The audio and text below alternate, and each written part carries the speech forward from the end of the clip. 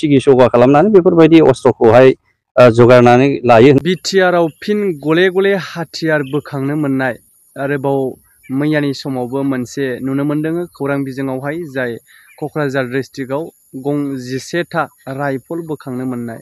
दा बेनि सोमोन्दै पुलिस बिफाननिफ्राय माबायदि बाथ्रा फोसावदों आरो बेजों लोगोसे बर'नि एक्स एनडिबि एमसिएलए बिथां मानगोनां सार सावरायग्रा बिथां साराबो माखासे बिनि सोमोन्दै बाथ्रा फोरमायथिदों। ना नैबे बिथांमोननि बाथ्रा बुंनायखौ दसे उनाव आं भिडिअजों लोगोसे होनो थांगासिनो दङ। दा बिनि सिगां मोननैसो आपडेट गोनांथार खौरां हिसाबै नोंथांमोननि गेजेरावहाय फोसावग्रोनो सानो।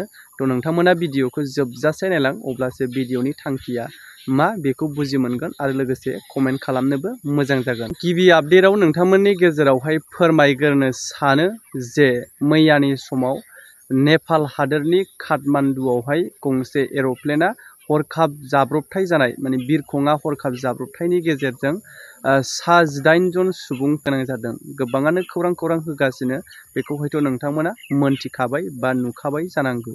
बिनि सोमोन्दै गोबांथार बाथ्रा फोरमायलिया, जास्ट नोंथांमोननि गेजेराव फोरमायथिनानैल' होबाय।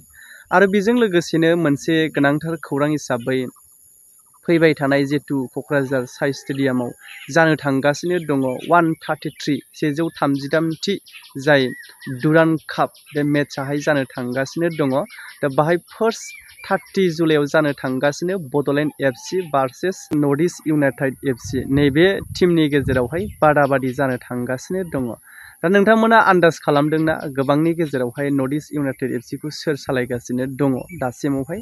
दा बिनि गेजेरावहायनो जाय मुंदांखा एक्टर ना बलिउडनि जाय मुंदांखा एक्टर जन आब्राम बिथांखौ क'क्राझार साइ स्टेडियामाव फैगोन बा नुजाथिफैगोन गावनि टीमजों लोगोसे नैबेबायदि खौरांखौ गोबाङै आन्दाज खालामनानै बा फैनो हागौ होननानै आन्दाज खालामनानै मिजिंथिनानै गोबां माने खौरां फोसावनायखौबो जोङो दायो नुनो मोनदों। फ्राय फैनोबो हागौ बिथाङा माने एसे नर्थ इस्टआव जानाय हिसाबै आरो गावनिनो टीम हिसाबै बिथाङा बे खेबाव क'क्राझार साइ स्टेडियामावहाय माने नायफैनोबो हागौ गावनि टीमनि लोगोसे गावनि जाय नर्थ इस्ट ओनसोलावनो जानाय हिसाबै बयबो बिनिखायनो आन्दाज खालामनानै दायो खौरां गोसारगासिनोबो दङ।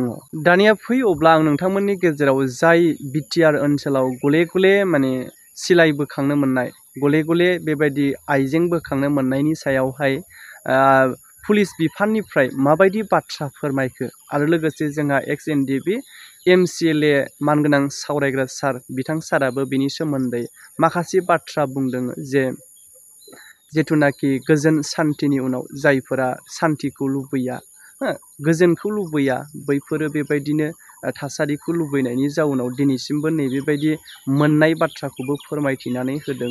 एक्सुवेलि जोंनि गेजेरावहाय गोजोना फैबाय नैबेबायदि थासारियावहाय खुंथाइ गोहोआव बुंबाय थानायखौ जोङो नुनो मोननाय जादों। नाथाय दिनैसिमावबो बेबायदि आइजें जाय गावग्रा आइजें मोनबाय थानाया सोमोनांथावबो जादों। जोंनि सुबुंफोरनि गेजेरावहाय फ्राय गोजोन फैबायबोला बेफोर बुस्थुखौ सोर बाहायगासिनो दङ बारे बार मानो बोखांनो मोनगासिनो दङ नैबे बाथ्रायाबो गोबांथार सोंलु जानानै फैदों।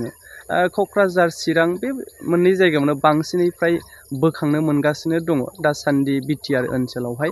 दा गोबां सोमोनांथाव जादों जाय गोजोन सान्थिनि गेजेरजोंबो नैबेबायदि फ्राय सिलाय बारुद बोखांबाय थानो मोननायाहाय जोंनि गेजेरावहाय साननो गोनां जानानै फैदों।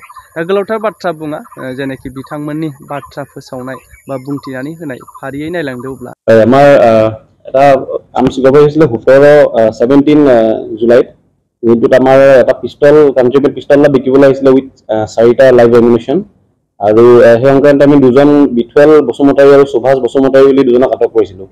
আৰু কেছ ৰেফাৰেঞ্চ আছিলে চাৰফাংগুৰি PS case number 1924 under 25 1A of arms act. তাৰপিছত আমি ফ'ল' আপ কৰি পিনি তেওঁলোক গম পালোঁ যে মনজিত হেমব্ৰম বুলি এজনে তেওঁলোকক বিকিছিলে, তেওঁক আমি এৰেষ্ট কৰিলোঁ। আৰু ফাইনেলি তেওঁ যাৰ পৰা বনোৱাইছিলে জিতেন ৰায় বুলি তেওঁৰ পৰা আমি এৰেষ্ট কৰিছোঁ ফাইনেলি। আৰু আমি ফাৰ্ডাৰ কোনোবা ইনভলভমেণ্ট আছে নেকি এইটো উলিয়াই আছোঁ। আমি পুলিচ কাষ্টডিত লৈছোঁ একিউজকেইজনক আৰু ফাৰ্ডাৰ উলিয়াবলৈ চেষ্টা কৰি আছোঁ।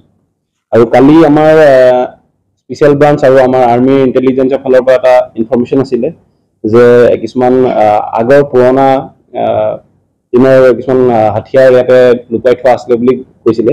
আৰু সেই সংক্ৰান্তে আমাক চ'ৰ্চে দিয়া ইনফৰমেশ্যন মতে আমি কালি চালাকাটি এৰিয়াৰ গালাঝৰা এৰিয়াত আমি 11টা ৰাইফল ৰিকভাৰ কৰিবলৈ সক্ষম হৈছোঁ। এইটো লুকুৱাই থোৱা হৈছিলে আৰু ফাৰ্ডাৰ ইয়াৰ কিবা ইনভলভমেণ্ট কাৰোবাৰ লগত আছে নেকি আমি চেষ্টা কৰি আছোঁ উলিয়াবলৈ।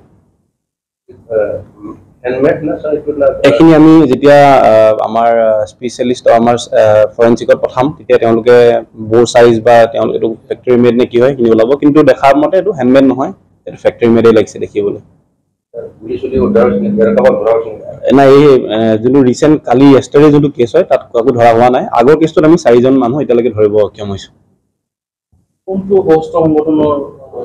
সেইটো এতিয়া আমি ফাৰ্ডাৰ যেতিয়া আমি ইনকুৱাৰী কৰিম, আমাক জাষ্ট ইনফৰমেশ্যন দিছিলে যে এনেকুৱা পুৰণা দিনৰ হাথিয়াৰ পাতি থোৱা হৈছে, আমি সেইটো কৰিছোঁ। তাৰপিছত এতিয়া ফাৰ্ডাৰ যদি কিবা ওলাই আমি ইনফৰমেশ্যন দিম আপোনালোকক।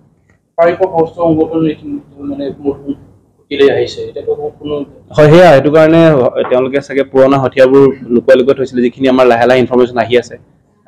আৰু অভাৰ দ্য পাষ্ট ইয়েৰ আমি এনেকৈ গ্ৰেজুৱেলি মাজে মাজে আৰ্মছ ৰিকভাৰ কৰি থকা হৈছে খবৰ পালে। নাই, আমাৰ সেনেকুৱা কোনো ইনফৰমেশ্যন নাই। Thank you. नोंथाङा सासे इन्डिपेन्डेन्ट सासे दैदेनगिरिमोन नोंथांमोना सान्थि सक्ति खालामखांनायनि उनावबो जोंनि बे चिरां जिल्लायाव सम सम जोंनियाव अस्त्र बोखांनो हानाय जाथाया सोमजिबाय थादों। बेनि सोमोन्दै दैदेनगिरि जानो बेखौ एक्चुअली जों डाइरेक्टलि बेखौ बुंनानै फोजोबनो हाया।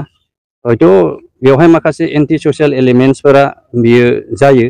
अकल बेयावल' नङा, दस्रा जायगाफ्रावबो बेबायदि एन्टि ससियेल एलिमेन्ट्स जायफोरा ससाइटि जौगानायखौ मोजां मोना आरो शान्तिखौ मोजां मोना, बेबायदि माने साम पार्टस मानसिफोरा माने नेगेटिभिटी माइन्डनि मानसिफोरा बेबायदि दस्रा लामा एन्टि ससियेल होननानै बुङोब्ला सिखाव दाखायत बिथांमोना माबा मोनसे सिगि सगा खालामनानै बेफोरबायदि अस्त्रखौहाय जगायनानै लायो होननानै आं सानो। दा बेबायदिनो बिथांमोना हयथ' माखासे इन्सिडेन्ट्सफ्रा जोंनि ओनसोलाव जादों, जेरैहाय सिखाव दाखायत आरो ड्राग्सफोरनि माबाफ्राबो दिनै बारायदों। हयथ' बिथांमोना बेबायदि एन्टि ससियेल एलिमेन्ट्सनि हाबाफारि आरो बेखौनो बिथांमोना जगायनानै लायो, आं बिदि सानो। माखासे एनडिबिफ्रा माखासे रिहेबिलिटेसन मोनाखै, बेफोरनि सायाव माबायदि जानानै दं? रिहेबिलिटेसनखौ जोङो मोनहोनो जेब्लायबो जों नाजाबाय थादों आरो खुब सम्भब जेरैबायदि जोंहा हार्डक'रआ थालांदों, गोबां थालांदों, बेनि बिसय आरो बेनि पार्टआव खामानिबो मावबाय थादों आरो बेखौ मोनगोन होननानै आं 100% आं बिसास दङ। आरो जेनोखि आं गभर्नमेन्ट पार्टआव लानानै खामानि मावदों, निस्सय बियो मोनगोन। बियो माखासे स्टेट पलिसि बाजेटनि सायाव थाबाय, दा बेफोरखौ अभारअल रायज्लायगासिनो दङ। बे सिङावहाय निस्सय बियो फकासाव फैगोन बावैसोनि उनाव, आं बेखौहाय बिसास दङ। Thank you.